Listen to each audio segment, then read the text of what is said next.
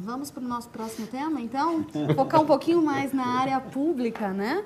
Planos do governo 2015. No último dia 9 de junho, o governo federal anunciou a nova fase do Programa de Investimento em Logística, chamado PIL, que irá investir em aeroportos, rodovias, ferrovias e portos. A previsão de investimento é de mais de 198 bilhões. Bom, Maria Eduarda, com essas medidas, o governo federal vai conseguir, de fato, modernizar a infraestrutura do país? Ou é somente uma reação do Poder Executivo à queda da popularidade, provocada pela desaceleração da economia, e inclusive as denúncias de corrupção que está todo mundo vendo aí na mídia? Como é que você enxerga isso? Eu vejo assim, como dois assuntos separados, né? A corrupção, acho que existe um déficit em infraestrutura e o governo vem amadurecendo muito no sentido de escolher os ativos corretos, né? Eu acho, por exemplo, em rodovias, esses novos trechos, eles são trechos que já indicam maior viabilidade, trechos mais curtos e que não necessariamente haverá obrigatoriedade de duplicar em 5 anos, o que onera muito o investimento e exerce uma pressão muito grande sobre a tarifa. Eu acho que já houve uma preocupação nesse sentido, né, da melhor escolha dos ativos. Na mesma linha, em portos, né, há uma priorização agora, no segundo semestre, em se licitar terminais de grãos e celulose, que são 8. Né, já é uma ambição dentro de um pacote maior, mas na linha do tempo está mais direcionado à viabilidade, né?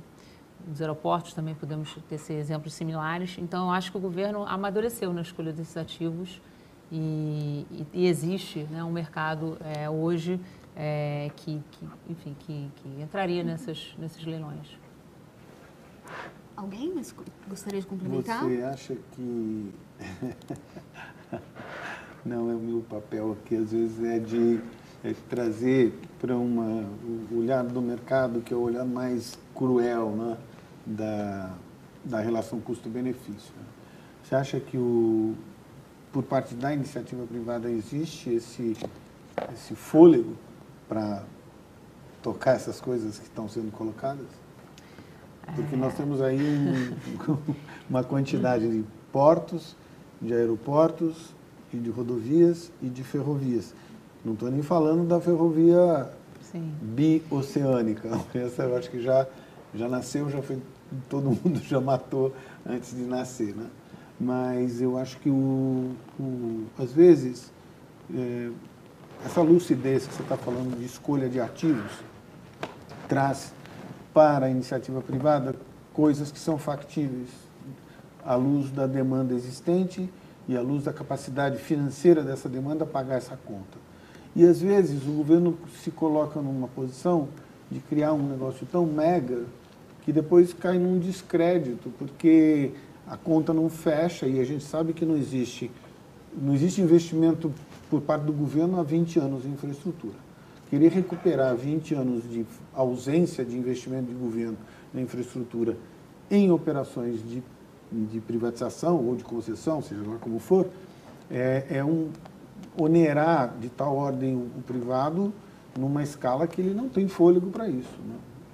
E acho que aí, queria colocar até para o Paulo, queria provocar um pouco essa abertura, que eventualmente seja um momento dentro dessa maturidade do país e do governo, não seria um momento de rever a participação de empresas estrangeiras no Brasil para estas atividades e trazer um pouco desse capital externo para cá?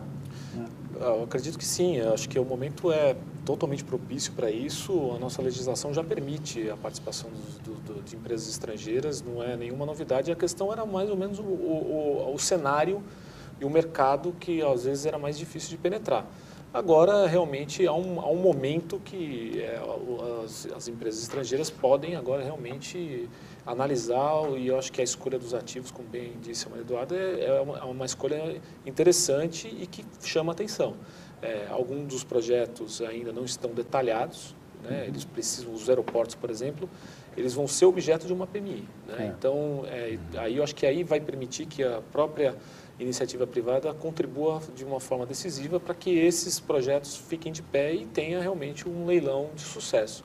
E em outros casos, os ativos foram bem escolhidos. Eu acho que aí é uma questão realmente de eventualmente, no detalhamento desse projeto, fazer com que algum desses projetos sejam... Eu acho que o que realmente se discute nas primeiras é a questão, por exemplo, taxa de retorno. Como é que isso vai ser colocado para realmente aí fazer um chamariz interessante para essas empresas estrangeiras. Mas eu acho que o cenário hoje já é interessante para essas empresas. Das empresas internacionais. Internacionais, empresas estrangeiras. Mesmo com a legislação vigente. Mas de certa forma já participam, né? Sim. Mas só participam sempre com uma empresa brasileira. Mas o fato é que dificilmente haverá, numa primeira fase de implementação, a participação integral só de uma empresa estrangeira. As que estão participando já estão instaladas no país. Eu acho que, concordo com a Maria Eduarda, Paulo, quer dizer, foram escolhidos os melhores ativos. A necessidade fez isso, na verdade, quer dizer, se nós estivéssemos hoje com dinheiro saindo pelas ruas, nós estaríamos preocupados no modelo de estatização, mas o movimento é o oposto. É o oposto. E acho que volta a falar da maturidade e da percepção que tem o mercado, talvez não mais com relação à questão do ambiente jurídico, do ambiente político, mas também na questão econômica. Eu acho que esse soluço nosso, eu vejo as empresas que bidaram agora recentemente as rodovias, elas estão com tráfego 15% a menos. Então, quando você ajusta numa TIR muito baixa, não é um problema de rentabilidade, o problema é do ajuste nessa volatilidade da demanda, função da economia. Então, muitas vezes eu falo, não, mas o custo do dinheiro está tanto, mas o problema não é o custo do dinheiro, né? O problema é que o custo do dinheiro eu pego a taxa fixa, a minha demanda não é fixa. Então, aquela... A flutuação da demanda em função desse variação econômica impacta na taxa interna de isso hoje, na questão da logística, foi que está pegando mais. Né? Então, acho que a gente tem que pensar bem nesses pontos. Né? Mas, Mário, eu acho que a gente está fazendo, de novo, colocando venda nos olhos para outras pessoas, outras empresas internacionais que estão interessadas em ver. A princípio, a gente pensaria, eles não vão entrar sozinhos nesse mercado brasileiro, né? Nessa situação que a gente está tendo um soluço. Mas se a gente está abrindo para o mercado internacional, empresas estrangeiras estão querendo vir, e a gente olhar talvez o mercado asiático específico, eles não gostam muito de se associar com empresas nacionais, não estou falando do Brasil, mas em qualquer país que eles vão investir, eles gostam de entrar sozinho. Então, talvez, acho que as restrições que a gente tem imposto em alguns editais, talvez deveriam ser revistas, né? Até para que permitam que elas, sozinhas, não estou falando que isso está tendo, mas já existiu no passado em algumas licitações. Então, se a gente vai abrir para o mercado e tem esse potencial do asiático, a gente deveria dar uma olhada com essas restrições e falar, não, estamos abrindo porta e há a opção deles entrarem 100% sozinhos. Nós, inclusive, temos uma imagem aí que mostra um pouquinho da divisão desses modais, dos valores, né, dentro desses modais. Eu vou pedir para o pessoal da Switcher colocar e aí para a gente comentar um pouquinho. Olha lá, investimentos em infraestrutura. Previsão por tipo de investimento para os próximos anos em bilhões. Aí a gente vê a maior parte realmente voltada para a área de ferrovias. É isso? E rodovias também, com 86,4%. Muito bem. Bom, para essa nova... Vocês gostariam de comentar esses gráficos de alguma forma? O peso está exatamente no descasamento de 20 anos de ausência de investimento na parte de infraestrutura mais pesada mesmo, que é portos, rodovias e ferrovias. Tem um dado positivo, que ferrovias são novas, né? Greenfield, E isso que eu as ia estradas dizer. são reconstruções. Entre o Greenfield e o Brownfield.